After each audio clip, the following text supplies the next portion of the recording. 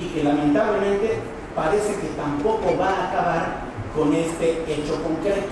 En consecuencia, me parece que hay dos maneras de acometer desde el ángulo visual de un legislador: legislar por sistema, es decir, legislar con orden, legislar en concierto, legislar con partitura y legislar por tragedia.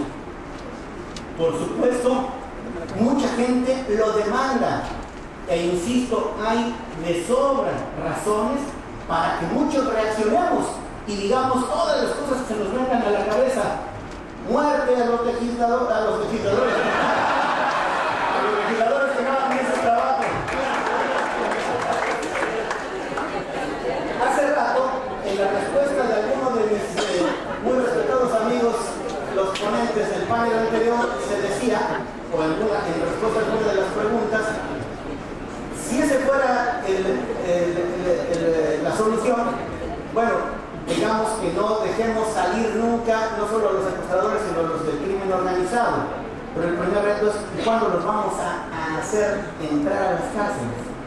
En consecuencia, aunque les amenacemos de infierno y condenación perpetua, se van a seguir riendo mientras no tengamos forma de abatir los niveles de impunidad. Un recuento brevísimo, no de Tabasco, sino del Distrito Federal y del ámbito federal. Del ámbito federal para no meternos en aprietos con el doctor Antiveros. Hace 20 años eran 40 años la máxima para el secuestro. Para no hacerles el cuento largo, se aumentó a 50, a 60 y ahora son 70. 70 más los 18 de la edad penal mínima son 88. Es decir, hay una virtual pena de cadena perpetua. Y esto no ha hecho nada que haya disminuido la incidencia en el secuestro. Me parece entonces que esa no es la solución. Retomando el asunto, legislar por sistema o legislar por tragedia.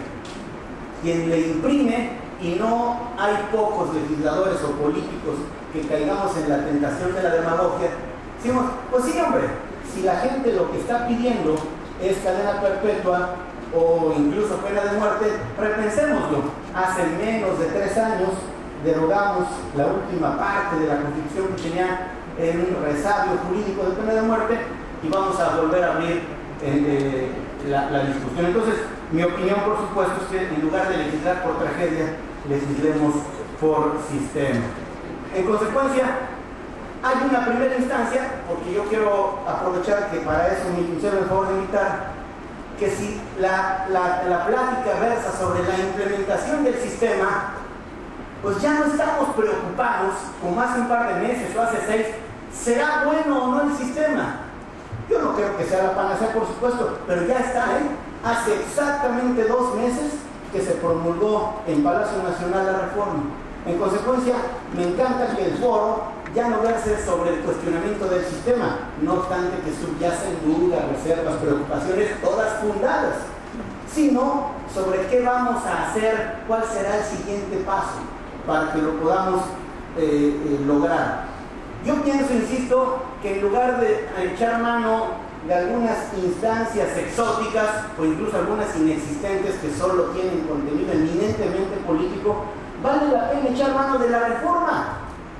Es decir, la reforma ya tiene medidas que en su conjunto pueden ayudar al abatimiento del rezago, de los problemas de saturación que se viven en las procuradurías, en los juzgados penales, no exentos de riesgos. Yo he escuchado, concretamente a Carlos Natarén, a Miguel Ontiveros, entre otros, expresar públicamente sus preocupaciones y sus reservas, repito, fundadas, de qué peligro podría correrse si no aterrizamos correctamente una reforma que no es perfecta, una reforma que es buena, una reforma que llegó hasta donde pudo, pero llegar hasta donde pudo es haber llegado porque es potestativa la opción de los 8 años. En consecuencia, ¿por qué no los 3 poderes de la Unión pactamos que en vez de 8 nos vayamos a 5? ¿O por qué no determinamos que estos 8 les pongamos techos anuales? ¿Sí? Techos legislativos, techos en el ámbito de la administración de justicia o de la procuraduría. ¿Por qué no la Procuraduría con el INACIP y las Procuradurías locales con sus institutos de formación se comprometen a apurar el proceso de capacitación del personal de la Procuraduría o en su caso del personal judicial? Insisto, que eso sí es pactable, porque allí sí depende de voluntad política y de capacidad técnica, de la cual personalmente, y sin dejar de ser optimista, no quisiera dudar, insisto, ni de voluntad política ni de pericia en el manejo de los asuntos. Entonces, eso no requiere, insisto, modificación legal alguna. El techo que tengo sigue siendo el mismo, el techo de los 8 años, pero podemos acortarlo en cosas muy concretas. Por eso, sobre este asunto, me resulta extraño que no se haya pronunciado, por ejemplo, el Ejecutivo Federal, y que más bien, fíjense, el Consejo Coordinador Empresarial de las organizaciones de la sociedad civil que tienen una creciente participación en la vida social y pública, ya dijo, ¿y por qué no literalmente acortan, sino por qué no aprovechan la reforma que ustedes promovieron para poder hacer que esto camine? Y les voy a dar algunas pinceladas. Este es un ejercicio, como se suele decir en el mundo jurídico, enunciativo y no limitativo. 4 reformas y 2 nuevas leyes inmediatas. 12 medidas, y reformas legislativas a corto y mediano plazo. La sola entrada en vigor de la reforma constitucional hago una presión. La entrada en vigor de la reforma es sucesiva y no simultánea. Es decir, hay medidas que ya están en vigor, una más que ahorita hablar, que hoy se vence, hoy 18 de agosto, otra más que se refiere al 18 de diciembre, otra que se refiere al 18 de junio, 3 años después, y la última que se refiere a la entrada en vigor completa del sistema acusatorio, que tiene hasta 8 años. La de hoy es la implantación, el establecimiento de una oficina coordinadora, de una oficina responsable de la aplicación, de la instrumentación, de la implementación, como ahora se dice, del sistema acusatorio adversarial oral. Es decir, es una oficina de facilitación en cuya instalación deben intervenir las 3 instancias de gobierno. Así lo dice el transitorio de la reforma federal. Y algunas que ya entraron en vigor y que bien la Procuraduría, eventualmente el Poder Judicial, puede echar mano de ellas, pero no exento de dificultades, porque la legislación secundaria no se ha adecuado. Y aunque ustedes saben tanto como yo que ante un diferendo jurídico de qué impera, un precepto constitucional o uno de una ley secundaria, es obvio que prevalecerá el de carácter constitucional, por lo pronto le dan oportunidad para que un litigante abusado por lo menos distraiga o dilate la ventilación de un asunto. ¿Cómo cuáles? La orden de cateo.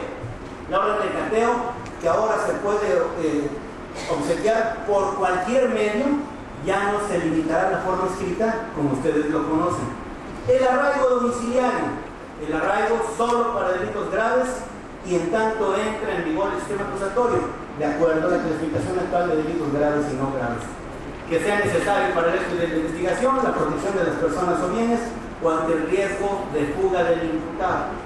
Y no de 90 días como está por lo menos en la legislación federal, sino de 40 días con la posibilidad de que llegue hasta otro tanto.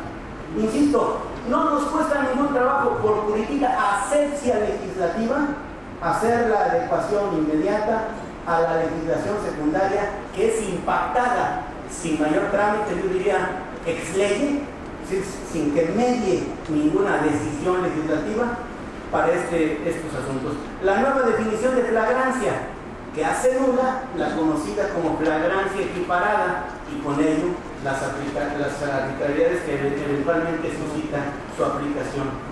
Reglas para el registro inmediato de detenciones en flagrancia, que hasta antes de la reforma no era un requisito. La presentación de grabaciones telefónicas, que esto es muy socorrido, como bien se sabe, en el tema del crimen organizado, como prueba en el juicio, como bien lo saben, siempre que estén relacionadas con un delito y que el oferente de la prueba participe en la propia conversación telefónica.